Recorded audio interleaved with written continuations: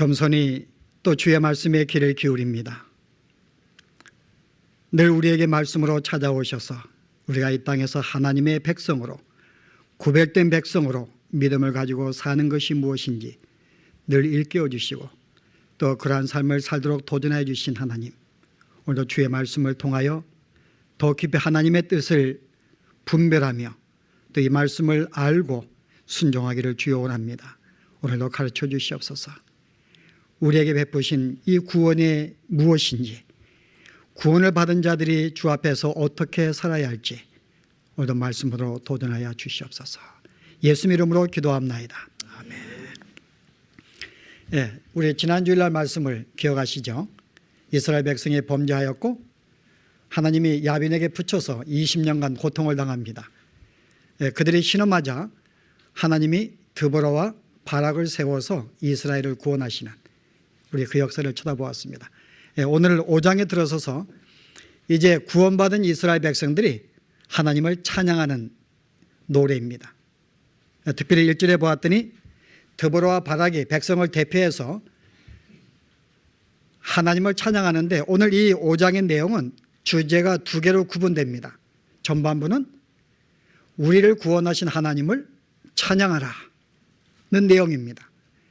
후반부의 내용은 하나님이 이스라엘을 대적을 치셨는데 그 대적을 치는 일에 참여한 지파들이 있습니다.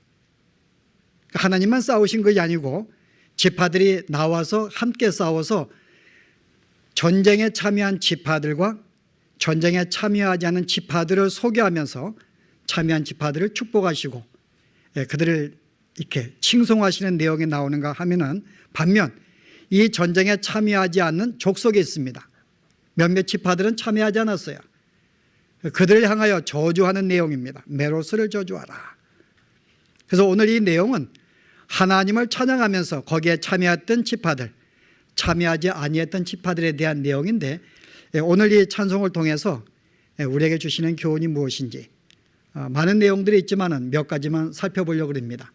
전반부를 통하여 우리를 구원하신 하나님의 구원의 성격, 무엇을 말하는지, 어디에서 우리를 구원하셨는지 이 구원의 참된 의미를 한번 살펴보려고 그러고 여기 하나님의 전쟁에 참여한 백성들과 참여하지 않는 백성들의 주는 의미가 무엇인지 우리 이런 내용을 한번 살펴보려고 합니다. 자, 오늘 전반부 4절까지 보았더니 하나님이 이스라엘을 대신하여 싸우시고 승리를 주신 내용이 나옵니다. 누가 싸웠다고요? 하나님께서. 이스라엘 백성에게 싸운 게 아니고 하나님이 친히 이스라엘을 대신하여 그들에게 찾아오셔서 싸우신 내용이 나옵니다. 그래서 오늘 이 전반부의 내용은 우리를 대신하여 싸우시는 하나님, 전쟁의 하나님을 소개하고 있어요. 그런데 한 가지 특징이 뭔가 하면은 지금 이 사사기의 저자가 사들의 말씀을 보시게 되면은 이 말씀은 이 바락과 드보라의 노래가 아닙니다. 이 4절은 신명기 33장 2절의 말씀을 인용하여 찬양한 것이에요. 이것은 단순히 하나님이 이스라엘 백성을 구원하신 사실을 단순히 그 사건으로 끝내지 아니하고 뭔가 신명기에 있는 그 사건과 연관을 시켜서 오늘 하나님의 구원하심을 이해시키려고 하는 의도를 볼 수가 있습니다. 자, 33장의 2절의 말씀이 뭘까요? 4절과 같은 내용이에요. 그 하나님이 그 신명기의 내용은 뭔가 하면은 이제 모세가 이스라엘 백성을 애굽에서 구원하신 다음에 40년간 하나님이 그들을 보호하시고 지켜주었습니다. 이제 모든 과정을 마치고 가나안 땅에 들어가기 직전에 백성들을 불러 모아놓고 축복하는 내용이에요. 그게 33장 2절의 말씀입니다. 그 내용이 뭔가 하면은 한마디로 요약해서 하나님께서 우리를 애굽에서 구원해 주시었고 뿐만 아니라 40년의 광야 생활 동안에 우리를 보호하시고 지켜주시고 먹이시고 우리를 인도하셨다는 것입니다. 그리고 조만간 이제 우리를 인도하여 가나안 땅으로 인도하실 이 하나님을 너희들이 모신 것을 감사라고 말합니다. 이게 너의 축복이라고 말합니다. 이게 모세의 글이에요. 그래서 오늘 이 내용은 단순히 하나님께서 이스라엘 백성을 야벤의 손에서 꺼낸 것을 찬양하고 있는가? 단순히 그렇지 않습니다.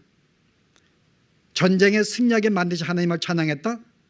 이것을 구원이라고 말하고 있는 게 아닙니다. 여기는 조금 더 깊은 영적인 의미가 이 신명기를 통해서 주려고 하는 것입니다. 쉽게 설명하면은 우리가 남과 북의 전쟁에 치른 적이 있었는데 한때는 남한이 거의 초토화가 되었습니다. 그런데 하나님의 은혜로 다시 미국을 붙여가지고 우리를 도와주어서 어쨌든 반은 찾게 만들어 주었어요. 근데 그걸 가르쳐가지고 지금 찬양하고 있는 것이 아닙니다. 그러므로 하나님이 우리를 북의 손에서 구원하셨다, 이 내용 가지고 찬양한 내용이 아니에요.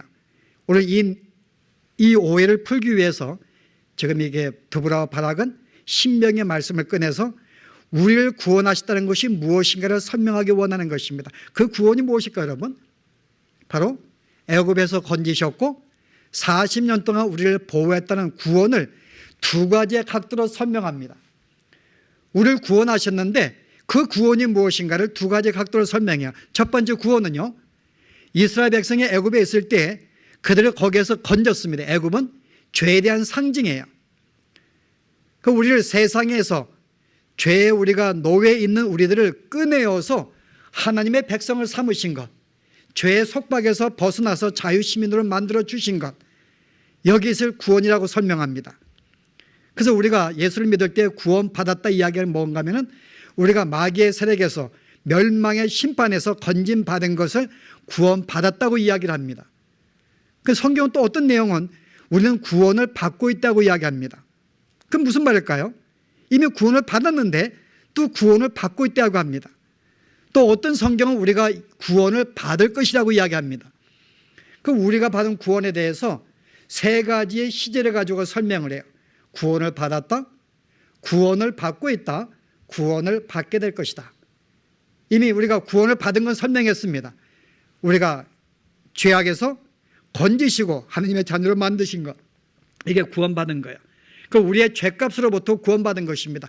죄책으로부터 구원받은 것, 마땅히 죄값으로 죽을 수밖에 없는데, 영원히 멸망할 수밖에 없는데 이 죄값을 속죄해서 우리를 죄값으로 해방되게 만드신 것, 이게 구원받은 것입니다.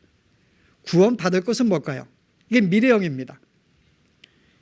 주님이 오시는 만일 재림 때에 우리를 영원한 하나님의 자녀, 영원한 우리의 몸을, 영혼을 거룩하게 만드시고 영원하게 만드셔서 하나님과 더불어 신의 성품에 참여하여 살게 만드는 삶, 이게 구원을 받게 되는 것입니다. 아직 완성품은 아니에요. 주님이 오시는 그날 우리는 그렇게 될 것입니다. 호련히 우리가 그리스도의 형상으로 화해서 정말 거룩하고 의로운 존재로 화하고 영원한 생명으로 변하게 되어서 우리는 천국 백성으로 살게 될 것입니다. 그러나 지금 우리가 지금 구원을 받았지만은 구원을 받게 될 것이지만은 그 사이에 우리가 구원받은 자로서 우리 남은 또 하나의 가정이 있습니다. 그게 구원을 받고 있다고 성경은 말합니다. 여러분, 그게 뭘까요? 구원을 받고 있다.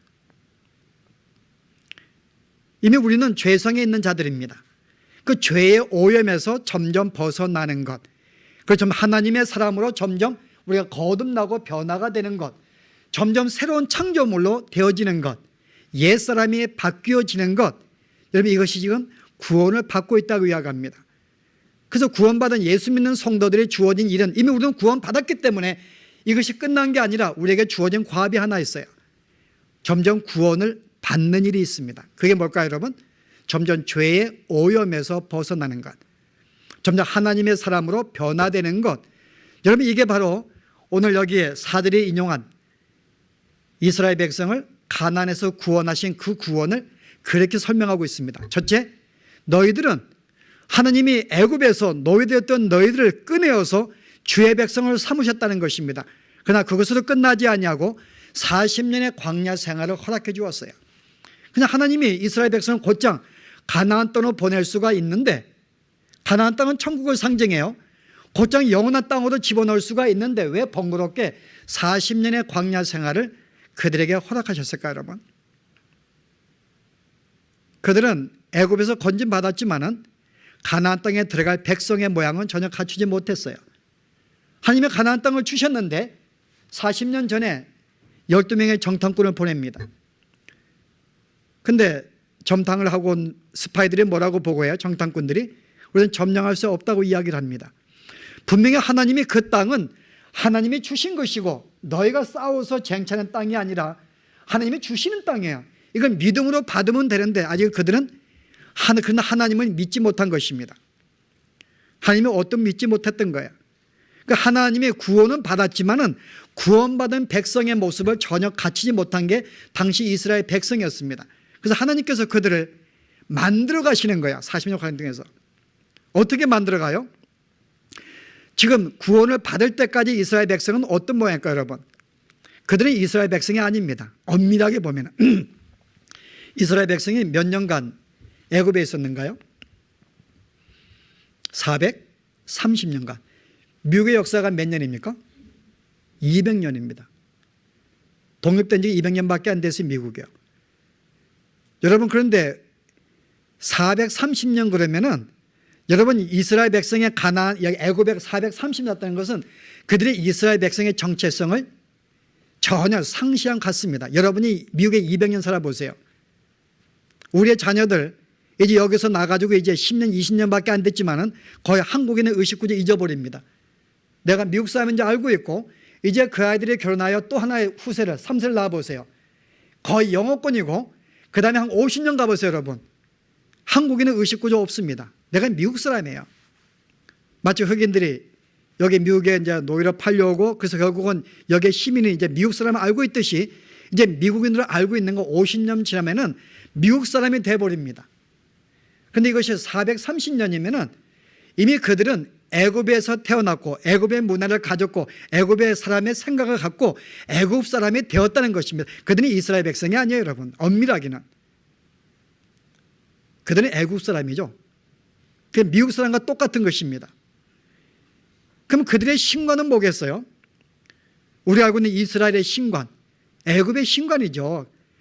여러분 400년 이상을 지냈는데 여러분 그들이 여전히 하나님을 섬기는 신관이 있다고요? 전혀 그렇지 않습니다. 그냥 애굽의 신관을 가지고 있는 거예요. 그 신관은 뭘까요? 애굽의 신관이라는 것은 여러분 하나님이 왜 다른 이방인들이 섬기는 신은 그들의 신을 섬기려고 만든 게 아닙니다. 그들의 모든 신들은 자기들 위해 존재하는 거예요. 그러니까 신에게 제사에서 신들이 자연의 축복을 주고 모든 농사에 축복을 주고 자기들의 가축을 축복하고 번성하게 만드는 이것을 기원하기 위해서 신을 섬기는 게 애굽의 신관입니다. 그 자기를 위해서. 그래서 그들이 출애굽한 다음에 그들이 그 모세가 시내산에서 그 십계명을 받으러 간 사이에 아론에게 뭘 주장했어요? 너가 우리를 위하여 신을 만들러 말합니다. 우리가 섬겼던 신을 섬기려 한 것이 아니라 우리를 위하여 나에게 축복할 신을 만들려 한 것이 이게 탈출한 이스라엘 백성들의 요구였어요. 아론에게. 그들의 신관은 나를 위한 것입니다. 이 땅에 하나님 외에 다른 종교를 섬기고 있는 모든 신관은 뭐겠어요? 그게 애굽의 신관입니다. 나를 위해 존재하는 거예요. 나에게 축복을 주고 나에게 병 주지 않고 나의 문제 해결해 주는 나를 위해 존재하는 신관, 이것이 가득 찬 존재들입니다. 그런데 이런 존재들이 탈출한 거예요. 뭐가 예뻐서 여러분?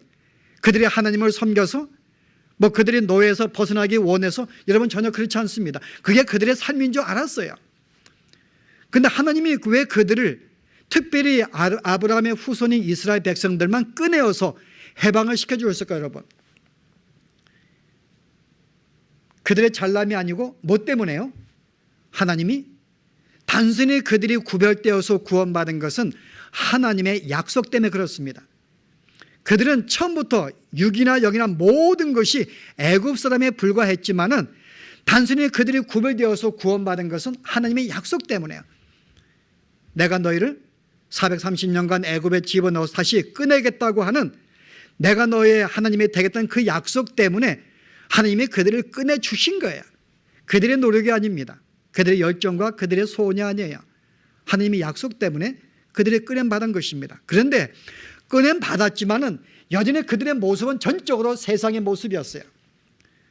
물론 주님이 오시는 그날 그들이 영원한 하나님의 자녀로 거룩한 백성으로 변화가 되지만은 가나안 땅에 들어가기 전까지 그도 그 땅에 살기에 적합한 적합한 그런 백성으로 만드는 작업이 하나님이 필요했던 것입니다. 그나마 이 땅에서 네가 주의 백성의 모습이 어떠한지를 이 땅에 알게 만들기 위해서 하나님이 그들을 40년간 광야 생활에 인도하신 거예요. 그래서 그들에게 만나를 먹이시고 불기둥과 구름기둥 인도하신 것, 단순히 만나를 먹인 게 아닙니다. 날마다 아침마다 만나를 주신 것은 절적으로 하나님을 의지하고 살게 만들기 위해서야. 그전까지는 자기가 세상에 다른 우상을 섬겼고 그에 의지했고 자기의 능력에 의지했지만은 이제부터는 뭐예요?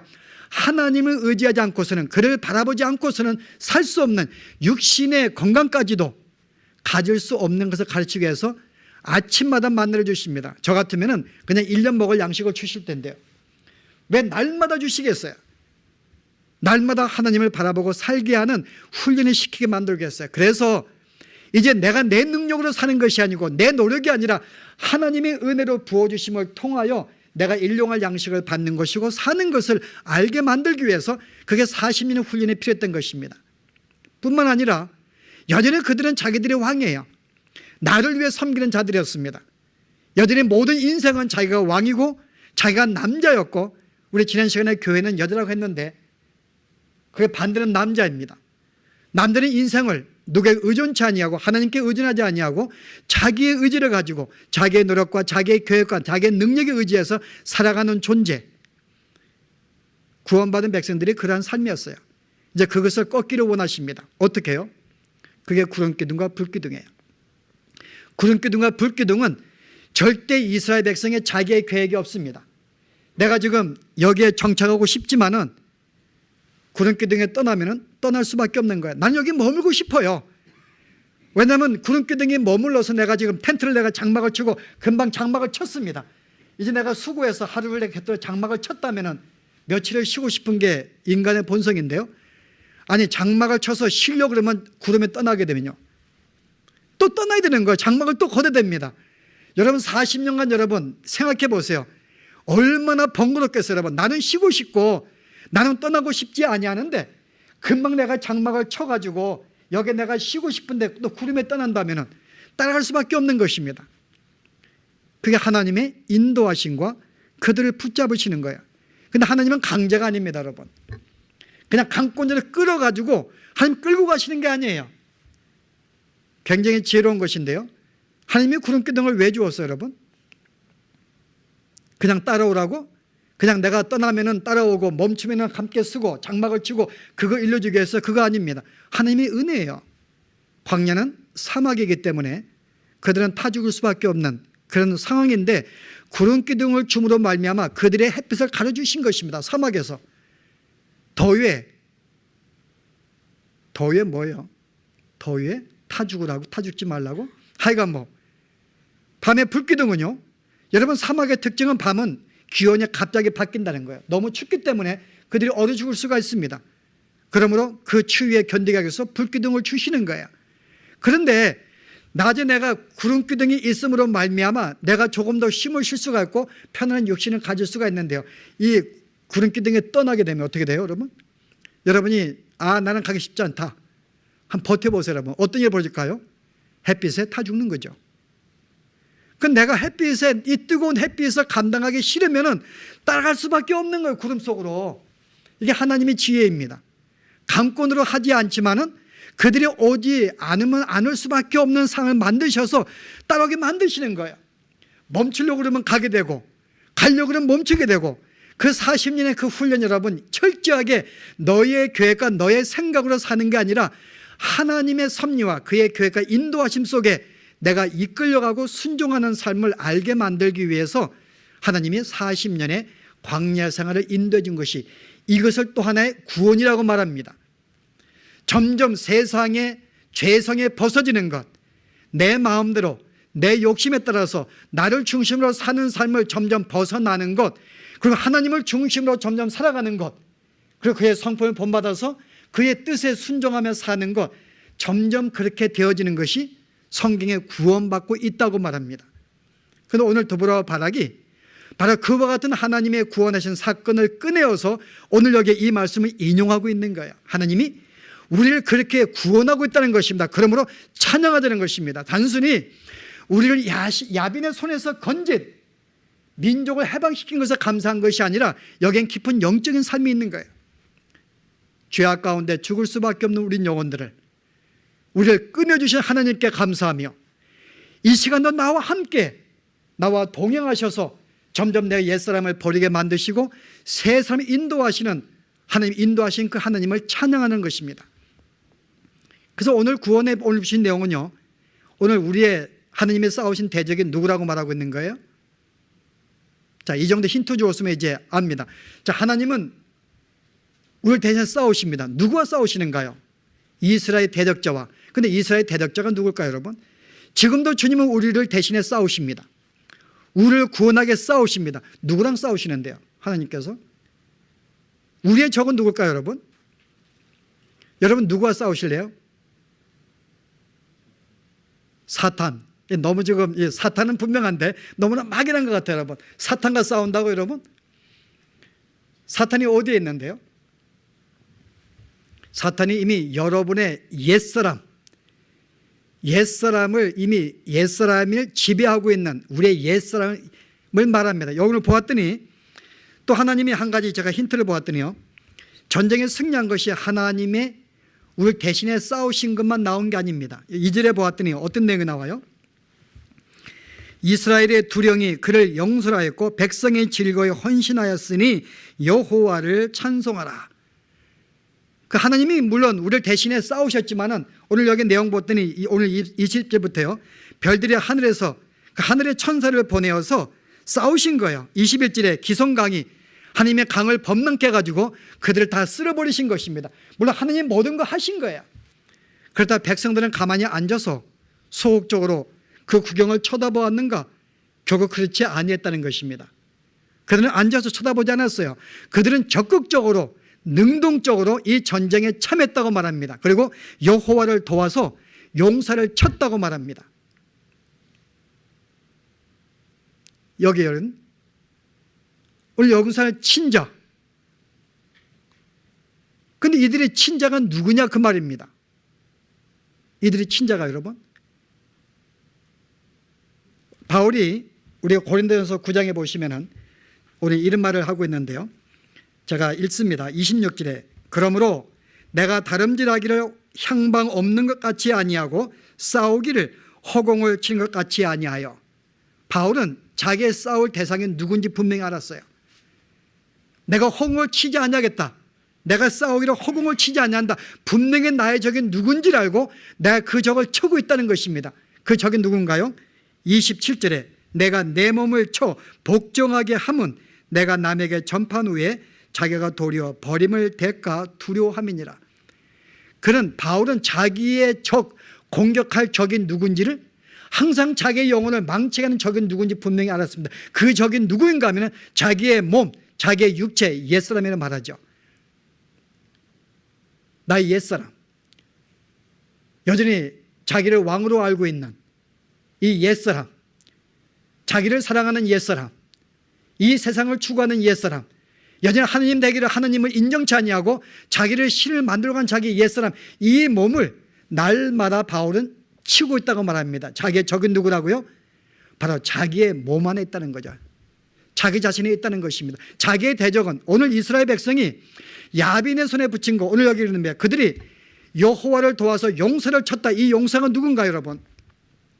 물론 여기 성경이나 역사적으로는 뭐 구산 리사다임, 뭐 에글론, 여기 야빈 시스라, 그리고 이스라엘 괴롭힌 모든 그 적들을 말합니다. 그러나 실제 영적인 의미는 뭔가 하면 그들의 적은 누구를 말하고 있는가요? 바로 나를 망가뜨리고 있는 내 자신을 말하고 있는 거예요. 내가 나를 대적하고 있다고 말하고 있습니다. 그리고 바울은 바로 이 대적, 나를 날마다 치고 있다고 말합니다. 그러니까 우리가 싸울 대상은 세상이 아니라 먼저 우선 누구라고요? 나라고 말하는 거야, 나. 오늘 바로 이 구원을 보여주고 있는 거예요. 내가 죄에서 구원을 받았는데 하나님의 40년 동안에 나를 어떻게 하였다고요? 정말 하나님의 사람으로 만들어가고 있다 말합니다. 자기의 중심이 아닌, 자기를 사랑하는 게 아니라 하나님인 중심적인 사람으로 만들어가는 과정, 이게 옛사람과 새사람의 싸움인 것입니다. 그래서 하나님이 나를 구원했다, 나를 대적의 손에서 건다고 하는 말은 나에게 찾아오셔서 나의 옛사람은 날마다 치고서 새 사람을 만들어 가시는 하나님의 전쟁을 말하고 있는 것입니다. 여기에 일부의 이스라엘 백성이 거기에 참했다고 말합니다. 이것을 헌신했다고 말하는 거예요. 이스라엘 백성이 헌신하였으니, 헌신이 뭐라고 여러분? 헌신이 예배하는 게 헌신이 아닙니다. 내가 내 몸을 드리고 어떤 내가 재물을 드리는 게 헌신을 말하는 게 아니에요. 헌신한 말은 내 몸을 드린다. 이스라엘 백성의 개념 볼 때는 결국 나를 죽여서 하나님께 제물로 바친다 그 말입니다. 이게 헌신이에요. 날마다 내 옛사람을 죽이는 것, 그리고 하나님의 사람으로 거룩한 의를 추구하며 새로운 창조물로 살아가는 것, 그건 내 자신의 삶을, 옛사람을 죽이면서 내 삶을 주 앞에 드리는 이 삶을 성경은 헌신하고 말하는 것입니다. 근데 오늘 일부가 여기에 참여했다고 말하면서 거기에 참여하지 않는 백성들이 있다고 말합니다. 그들은 메로스를 저주하라. 여기 메로스는 정확히 어느 지파인지 말하고 있지 않습니다. 그런데 오늘 17절에 보았더니요, 여기에 전쟁에 참여하지 않는 지파들을 소개합니다. 그리고 그들을 저주해요. 너가 가만히 앉아서 앉음이 어찌미뇨. 그래서 메로스를, 그중에 특별히 한 지파를 들어서 메로스를 저주하라고 하나님이 심판합니다. 왜냐하면 그들이 이 전쟁에 참여하지 않았다는 거예요. 여러분 성경에 보시면요, 여기에 참여하지 않는 자들, 저는 뭐 이거 우리가 지금 좀 멀리 갈 것이 없이 오늘 우리의 전쟁은 나와의 싸움이기 때문에 오늘 내가 헌신하지 않는, 즉 나와의 싸움에서 여기에 참여하지 않는 사람들, 오늘 여기에 말하고 있는 전쟁에 참여하지 않는 자라고 말합니다. 정말 내가 믿음 가운데 주의 백성으로, 구별된 백성으로 구별된 삶을 예를 쓰는 삶이 없는 삶, 이거 여호와를 도와 전쟁에 치지 않냐는 결국은 저주를 받을 자라고 말하는 거죠. 오늘 이 사람들이 왜 전쟁에 참여하지 않았어요? 자기의 생명을 보존하기 위해서요. 분명히 전쟁에 참여하면 자기의 생명을 빼앗길 수밖에 없습니다. 그 자기의 생명을 보존하기 위해서 참여하자는 거예요. 또 나가서 지금 안정된 삶을 살고 있는데 전쟁에 참여하게 되면 이 모든 안정된 삶을 버려야 됩니다. 잘못하게 자기의 가족들도 못 만날 수도 있어요. 그 지금 추구하고 있는 자기의 안정된 삶, 자기의 모든 생명, 이 모든 삶을 저버리는 삶이 버려야 되는데 그게 싫다는 거죠. 결국은 자기를 버리지 않는 것입니다. 주님께서 뭐라 그랬어요? 자기의 생명을 찾고자 하는 자는 잃을 것이고 자기의 생명을 잃는 자는 나를 위해서 생명을 찾게 될 것이다. 오늘 이 사람들은 결국은 자기의 생명을 위해서, 보존하기 위해서, 자기의 삶을 붙잡기 위해서 결국은 참여하지 않은 것 때문에 오늘 그들은 저주를 받고 생명의 죽임을 당하는 것을 우리에게 보여줍니다. 그런데 여기에 참여한 자들은요, 분명히 참여한 것, 희생과 헌신이 있어요. 자기의 가족을 놓아야 됩니다. 안정된 삶을 포기해야 됩니다. 자기의 생명을 잃어버리는 일임에도 불구하고 여기에 참여했다는 거죠. 그러나 그들에게는 하나님이 축복하시고 오히려 그들을 통하여 그들은 영원한 생명을 얻게 되었음을 이야기합니다. 왜 오늘 그들이 저주를 받았는가요? 이 헌신에 참여하지 않았기 때문에. 오늘 우리에게 몇 가지의 과업들이 있습니다. 오늘 우리 구원을 받았지만은 여전히 이 땅에 사는 동안에 왜 우리를 완전히 구원시키지 아니했는가? 최소한의 하나님의 백성을 만드는 이 과정을 통해서 쉽게 설명하면은 이스라엘 백성이 하나님의 가나안 땅을 계속 살게 만들 수 있었어요. 아브라함이 가나안 땅에 간 다음에 그냥 애굽으로 보내지 아니하고 계속 그 땅에 살게 만들 수가 있었습니다. 근데 왜 굳이 그를, 이 아브라함의 후손들을 굳이 왜 들어다가 애굽 땅에 보냈을까요? 그리고 왜 400년간 살게 만들었을까요? 그냥 가나안 땅에 살게 만들지 번거롭게 애굽에 보내고 식민지 만들고 또 꺼내어서 다시 가나안 땅에 보내시는 그 일을 왜 하셨는가 그 말입니다.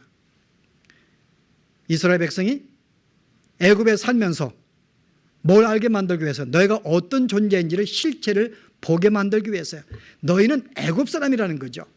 저 하나님을 떠난 이방 사람, 하나님의 저주받은 백성이라는 것입니다. 그 실체를 보게 만들기 위해서요. 그럼 너희가 어떻게 거기서 구원받았는가? 그들이 구원받은 게 아니에요. 자기 노력으로. 어떻게 해요? 하나님의 모세를 보내어서 당신의 능력을 통하여 10가지의 재앙을 애굽에 부어서 하나님의 그들을 구원시켜 주시고, 홍해바다를 갈라서 그들을 구원시켜 주시고, 만나를 주어서 40년 광야에서 가게 만드신 것, 전체 누구의 힘으로 너희가 어떻게 구원받은지를 알게 만들기 위해서 하느님이 애굽으로 보내신 것입니다. 오늘 우리들이 이 구원의 사실을 깨달을 필요가 있습니다.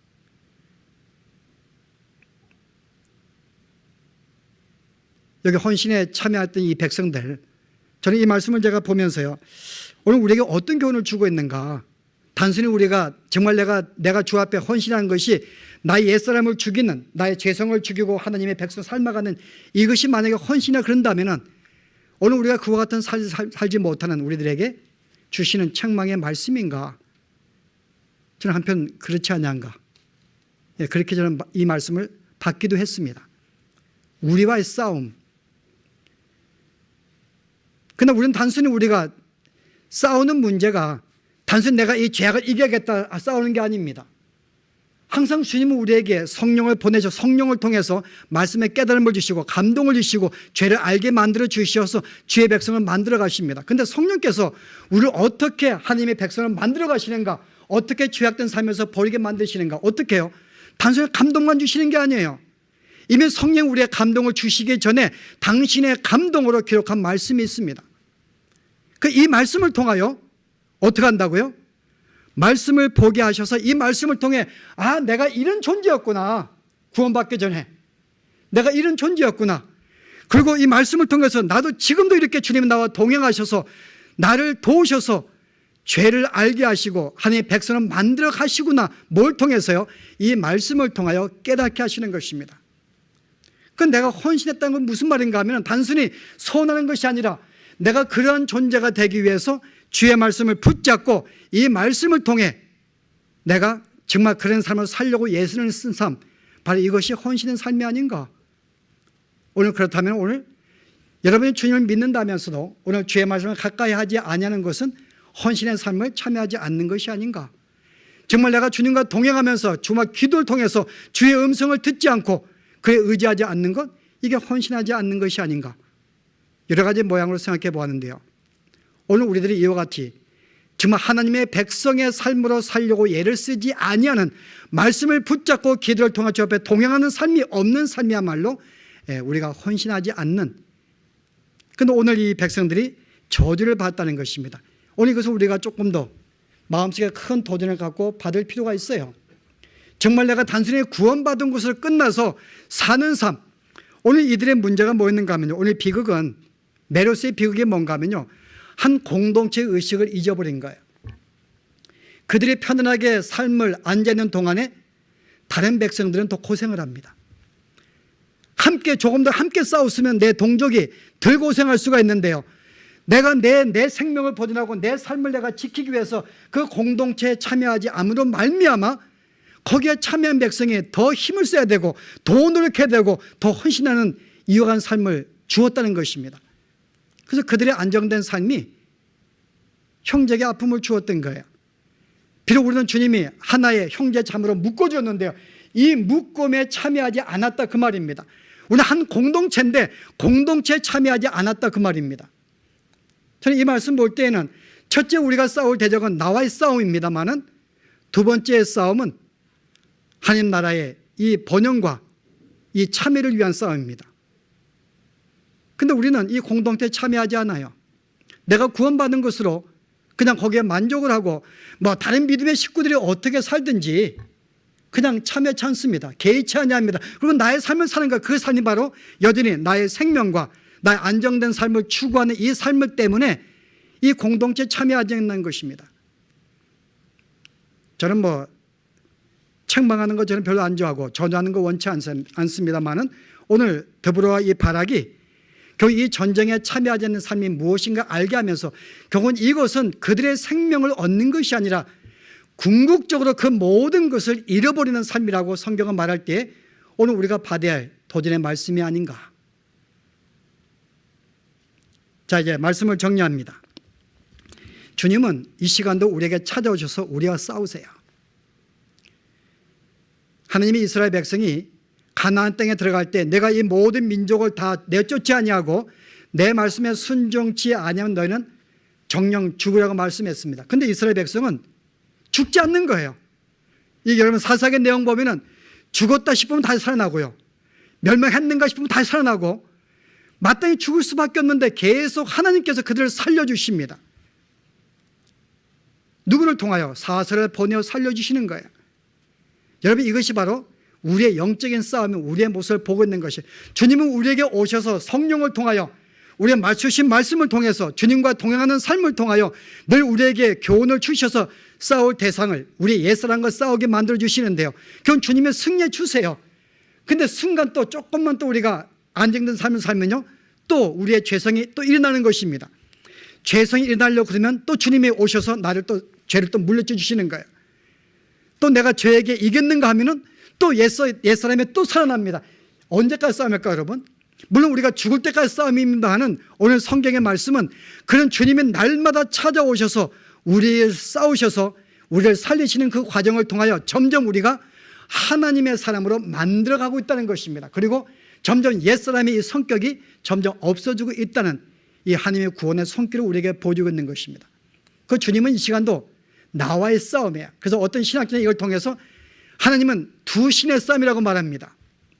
참되신 하나님의 신과 스스로 날마다 신에게 원하는 나라는 신과의 싸움, 이 주님의 싸우셔서 승리하신 것, 오늘 이 내용을 주님이 이 더불어 바라기 찬양하는 것입니다. 주님이 나는 여전히 세상을 추구하고 그 전쟁에 참여하지 않고 있는데 하나님의 나를 국리하기 위해서 나에게 찾아오셔서 나를 죄악에서 건질 뿐만 아니라 여전히 성령을 통하여, 말씀을 통하여 내가 어떤 존재인지 이 죄를 깨닫게 만드셔서 하나님의 거룩한 백성으로 만들어 가시는 이 과정을 기억하며 하나님을 찬양하자는 것입니다. 우리의 구원의 완성은 나에게 있지 아니하고 하나님의 전쟁이며 바로 그의 은혜로 말미암아 승리되기 때문에 그를 찬양하자. 그럼에도 불구하고 우리에게 주시는 교훈은 이 전쟁은 하나님만의 싸움이 아니라 이스라엘 백성이 적극적으로 그 전쟁에 참여하였듯이 오늘 우리들도 성령의 음성을 듣고 이 전쟁에 참여하자는 것입니다. 내가 조용히 내가 겨루고 싶을 때, 세상에 죄를 짓고 싶을 때, 세상을 내가 바라보고 싶을 때 순간 내 영혼은 그렇게 살지 말라고 이야기합니다. 그 순간 그 음성을 듣고 그 위기를, 그 유혹을 극복하라는 것입니다. 젊은이들은 수많은 성적인 유혹을 당할 수가 있어요. 책을 볼 때, 동영상을 통하여 그냥 순간 그 충동이 생길 때 다시 한번 성령의 음성을 듣고 주님을 생각하면서 그 순간 그 자리를 박차고 일어나는 그 힘쓰는 마음, 성경은 그것을 헌신이라고 말합니다. 이 헌신의 삶을 사는 자에게는 복이 있을지어다. 오늘 이와 같은 삶이 우리에게 있어야 됩니다. 그래서 우리는 오늘 성경의 말씀은 단순히 주님께서 우리에게 구원을 주시고 또 만들어 가시지만은 오늘 구원받은 자들이 이 사역에 어떻게 참여할지, 오늘 그들은 주의 칭송을 받으시며 그들을 축복하신 내용이 나옵니다.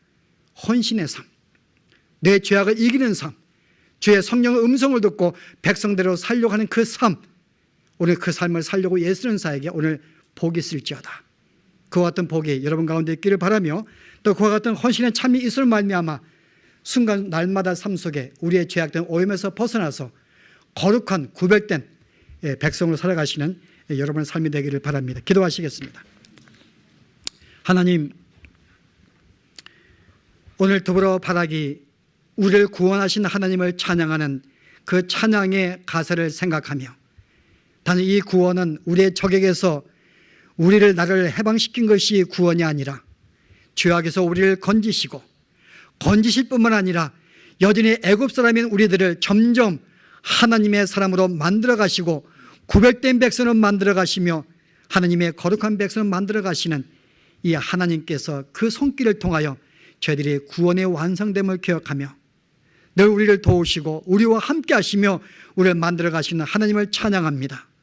주님, 우리의 구원의 완성과 우리의 승리는 우리의 노력이 있던 것이 아니라 하나님의 그 구원의 손길 때문에 구원받은 줄 알고 날마다 이 사실을 기억하며 주 앞에 감사하게 하시되, 그러나 오늘 이 전쟁에 참여한 이스라엘 백성들, 우리도 오늘 이 거룩한 영적인 전쟁에 참여함으로 말미암아 날마다 우리 마음속에서 우리 스스로가 왕이 되기 원하고 신이 되기 원하고 죄악의 세상을 추구하며 나를 사랑하는 이 마음을, 주님이 나를 치시는 이 싸움에 나도 동참하여 성령의 도우심을 따라, 하나님의 도우심을 따라 이 죄악된 본성을 날마다 이겨나갈 수 있는 우리의 삶이 되게 해주시며, 그러므로 우리가 날마다 주님을 섬길 때마다, 우리의 신앙의 형력이 쌓일 때마다 하나님이여 점점 죄의 오염에서 벗어나고 이제는 하나님의 거룩한 백성, 새로운 창조물로 날마다 거룩하게 창조되어 가는 우리의 삶이 되어지도록 하나님이 축복하여 주시옵소서.